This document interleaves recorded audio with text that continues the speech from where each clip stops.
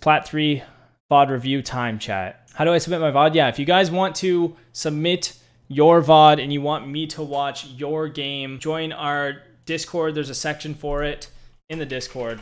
So hop in the Discord and then you can submit it there. So as long as you record it, you're good to go. And I may watch yours. This Malusi, I would move back a bit more because this one you could activate from the doorway without being exposed. You can actually shoot it from in this room. So I would put it like here in the hallway. That they have to be fully exposed to actually shoot it if they want to. So that way it kind of forces them to use some explosive utility on it. So that's just a quick thing. You can just move it back. Just a bit better positioning on it, but these walls are good. This Malusi as well, same exact thing. They can stand way back here out of cover or in cover and shoot it. Like they can stand around the corner. So put it up on the pool table, put it back by the A-bomb, somewhere where they have to be in an exposed area to actually shoot it. He's in theater. Yeah, it's just not picking up his mic. Coming to house. Bro, I think his PC just lagged here. Coming I don't hate the swing. I know the Goyo's there. You could shoot it, but you might as well swing him. You know where he's at. He's in the open, so I don't think it's a bad swing. But yeah, your PC kind of pooped the bed a little bit, so now you're 1 HP, which that kind of sucks, but breaking that Goyo afterwards is smart. Oh, you got a Doc. What do you know? The worst operator in the game. VIP. Get a Thunderbird, you could be at 100 HP right now. That's all I'm saying. Lion house. Alright, your team is just getting slaughtered right now. That was a good swing on the rappel. This is tough because like every time he gets in a gunfight, his frames drop, which really sucks. We gotta scratch all that now. Last one should be VIP.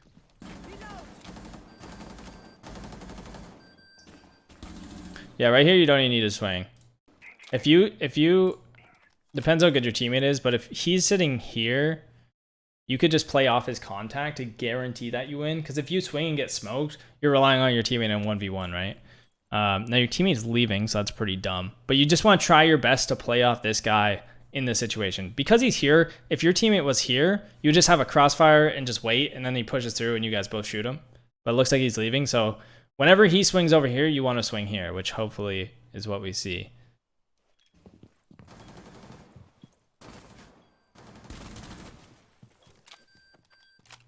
Your Doc is just, you're in a 1v1 now because your Doc left you, right? Like if that Lion pushed up there and took the fight on you and you lost, he would have all the bomb site and your Doc would have to retake then. So Doc rotating there was pretty dumb. I know that's not his, like this guy's fault, but playing passive, that's good. Not getting too aggressive. Doc is getting too aggressive. You know, he's 90. Yeah, see, this is what I'm saying. Like your Doc doesn't need to do that. Now you're in a 1v1 when it could have just easily been a 2v1. You trade out and you win the round, right? So now it doesn't matter what you do. You can play aggressive. You can play it however you want. I would, because of the time, I'd probably force him to plant, and then push him as he's planning and try to play that time to your advantage. So knowing he's not coming up cool here, I'd probably go into VIP or go all the way back into Aqua. But this isn't a bad, like you have a pretty good advantage on this guy here, so that's good. It wasn't like you could have played it worse by pushing, like by playing it from base side, but you could have played it better by playing the time more, right? But like pretty good overall, you know, got a few kills. The Doc saved you, but Thunderbird would have gave you even more health. That's all I'm saying. I wish I could hear your comms. That's kind of too bad, but you know, I see that you're making some sort of call out when you do see them on the cams, and playing the cams is good. Here I would probably play, where's your Doc at? I can't tell. I'd probably play like lobby right here. Because you and this mirror are basically doing the exact same thing, right? You guys are achieving what one person could achieve, but there's two of you doing it. So like you're just effectively losing a body, you're losing space, you're losing map control. So here I would probably play in lobby and like just based off where your teammates are at. Where did this Doc actually play at? Okay, so Doc's like by white. So you could play bathroom lobby area and like have that control. That way if these guys start getting pressured in office, you can come through security and help. Just so you're more flexible in terms of where you can actually move around. But now it's like at this point in the round, they could be in lobby already, you know, they could be in security, they could be coming down white. And instead you're just like with your teammate in the exact same position on site. So you're kind of achieving what one person could do on their own. So here, now they have top control. So they just have control of everything, right? Like, you're just screwed because they have upstairs, they have kitchen window, they could have lobby if they wanted, because we don't have that space anymore. And that does kind of suck that your teammates all died off site, but at the same time, you could have helped by maybe playing off site as well. When, you know, you probably don't need everyone on site, especially because the two of you guys were just kind of stacked on each other. No way he wins this. This is some of the worst plant coverage I've ever seen in my life. If you're playing good players, like, that just won't work. He's droning, so he could just push him right now. See, okay, this is insane to me. So Capcan's over here, right? Kitchen door. This guy's droning lobby side, and you know he's like somewhere in this area, right? Wait. He's courtyard. He just hopped on the black top of courtyard. Capcan could literally walk out of sight and just shoot this guy, or nitro him. Or just go up cool vibes and kill him, because he has no idea. Like, his drone's over here. If you go off this side, he's just dead. So that'd be a good call. Be like, yo, run up cool vibes, kill this guy. He's courtyard. Like, you heard him jump over the blacktop. You know he's there. Instead, he just decides to stay on site, but... Now the bomb's being planted in. Oh my gosh. Can't believe we won that. That is absurd. Yeah, so, like, it should never get to this point, but it did, obviously. This ADS is okay. They can just shoot it from Hall of Fame, so I'm not a huge fan of it. This one they can also just shoot from Hall of Fame. Look at the line of sight, right? They can stand here and shoot this. So this, I mean, sure, if they're coming this side, it won't, but you could just move it over a foot, and then it will work for both ways, right? If they nade this door, it'll catch it. If they nade from this door, it'll catch it. Just very simple stuff to fix that'll just make it more well-rounded, right? Just more optimal, I guess. Make your utility work harder for for free, right? Yeah, man, don't be afraid to leave the site. Like, I know you're sitting in the site like pretty much all the time. Don't be afraid to just sit in a random corner. And if they walk through the building with no drone, you're just gonna kill them, right? They're gonna assume you're on site.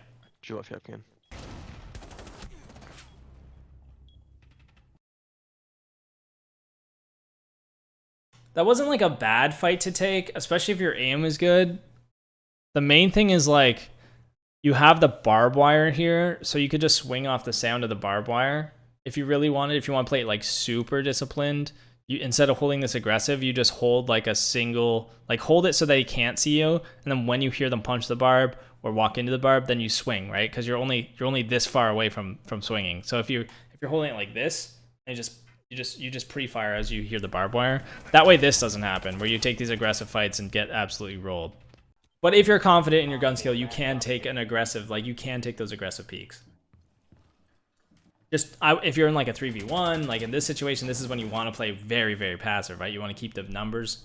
In that situation, I think it was what, like a 4v4. See how aggressive your teammates are playing on this? In this 3v1? So playing this hyper aggressive like this is how you give them clutch potential, give them the individual gunfights. You want to not give them those 1v1s. You want to hide in corners, make them push into you. The other not playing together at all. Like, if Mozzie was playing where you were when you died, Mozzie could just swing. So the second Lion walks in here, Mozzie could swing right off this doorway, right as Cade dies, and Lion be looking to the right. So Mozzie swings, Cade dies, Mozzie kills Lion, you win the round, right? This is still a good angle for him, but he gets pre-fired, he's dead. 10 seconds left. Yeah. Rough. Friendlies were eliminated. Rough. That was a 3v1. Again, another 3v1 that's thrown. I'm pretty sure like every 3v1 is thrown in this rank. It's insane. Even when I was playing in it, it was like, you could just clutch and clutch and clutch and clutch, because every single person will give you a gunfight, a one-on-one gunfight, and if you win the gunfight, you will win the round. I feel like Plats like low Plats, gold, high golds always get so antsy in terms of like, they can't wait for like the round to end. They can't wait. Like, just hold a good angle, just pick a random ass spot and don't play aggressive.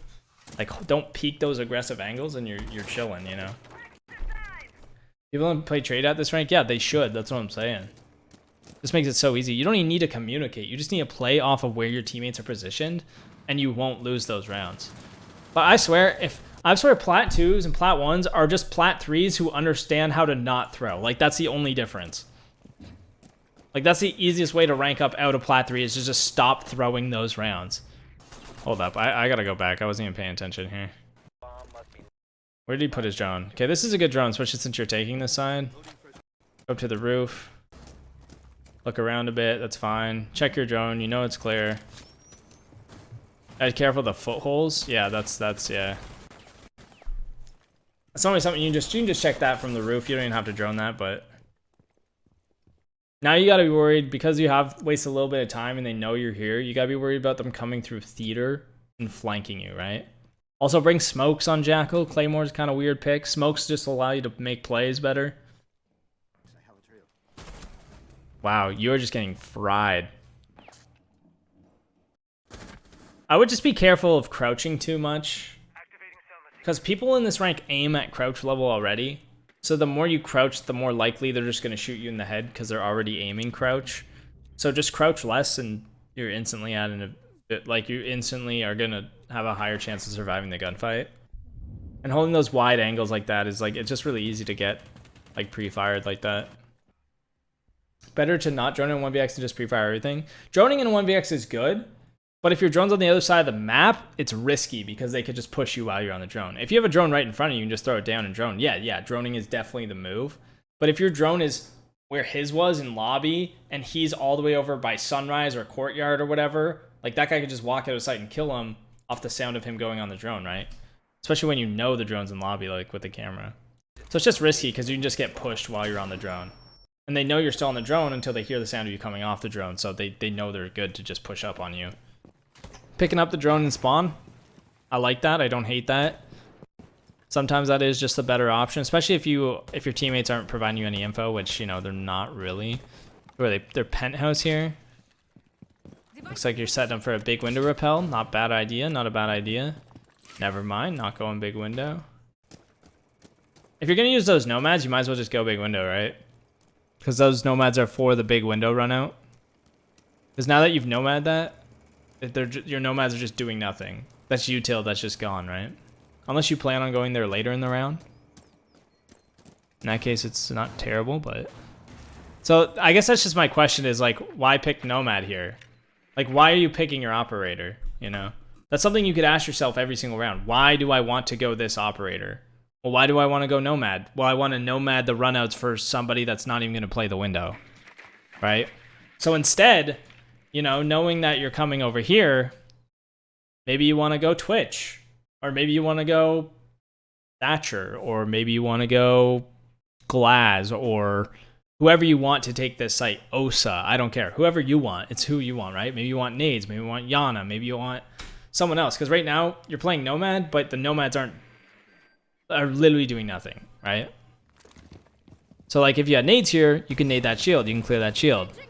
Now you just have to hope they peek it and that you get a kill on them, right? Because you don't have a utility to actually deal with it. Hopping in. Not a bad play. You know nobody's on that shield, so this isn't horrible. You do have a nomad still. I think he ran to VIP. Your PC is freaking out. Jaeger. You could nomad off 90. You could nomad off this door right here. And then you'd be able to just push the site, right? And they can't flank. That's not a terrible idea.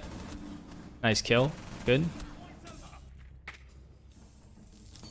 See, shield ended up fucking you over. So One's theater. having some clear there would have been nice. Top of the bottom, guys. Because you would have killed that guy if you didn't have a shield. I'm pretty sure you would have killed that guy if that shield was gone already. That Ace made the right play there by pushing into site, knowing one's off site, knowing one's on site. He knows if he kills the guy on site, he has site control and can plant the bomb. So pushing that guy on site was good for Ace. I mean, he didn't get the kill, but if he did, he probably would have won the 1v1, right? Okay, so you know their kitchen.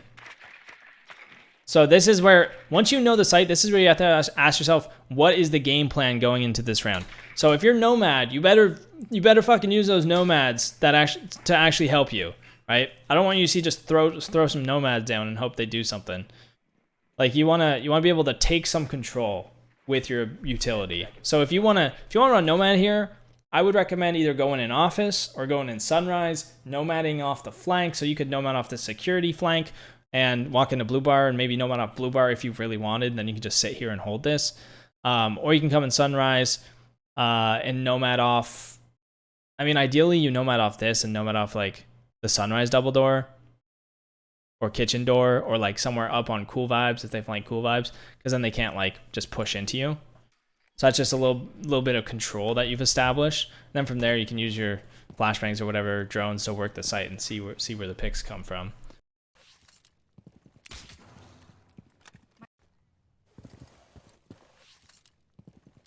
So that's for the big window hop out. I was a little confused at first. Big window hop out, front door. So if you're gonna use these nomads, Behind couches, you're live. I would want you to repel this door. I want you to just sit there and bait for kills on that repel. But you can't open it because you're nomad. And maybe you can punch it open all the way.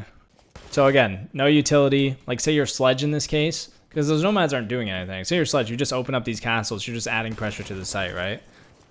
Teammates lost the bump, so you do have to rotate. But yeah, I just think you could pick, like, you could pick ops that would just provide you with more. By the bars now? The diffuser has been recovered. The diffuser is no longer. Wow, didn't even see that guy. That is unfortunate. How's that? What the fuck? Yeah, I think that's the biggest thing. Is just your operator picks could be better. Either that, or just be more decisive in terms of what you actually want to do. So if you want to go nomad every round, take stuff that you can use the nomads effectively, or use the nomads and then actually use them. Most of the info was good. I think you had info on pretty much everything that you were pushing and everything you were trying to do. I think that was good in that aspect. Like, you droned when you needed to. I didn't think it was too excessive or not enough. Like, most of the time you knew where they were, which was good. Yeah, that was good. That was good. And then on the defenses, I don't even remember what happened on the defenses. Oh yeah, on the defenses, just expand out a little more, take a little more control, and just contest the entry points into the building a bit more. And then you'll just get, firstly, you'll just get more kills because you'll kill people who don't drone. You'll just catch them off. And if they do drone you, just shoot that drone and fall back to site. Just make sure you have a safe route to get back to site. And even if it's only a room or two out of the site, like, just play somewhere. If you want to play like an anchor position, play somewhere that's near the site, but not on the site. So for this kitchen round example, lobby is right near the site. So if they go for a site execute, you can get back to site in 2 seconds, right? You can just come through bathroom, you're back on site. Or you can play in sunrise. You know, if they come through service fast, you're back on site instantly. But at least if you're in lobby, you can support your other roamers if they aren't hitting the site right away. So then you just have more control. Good to go.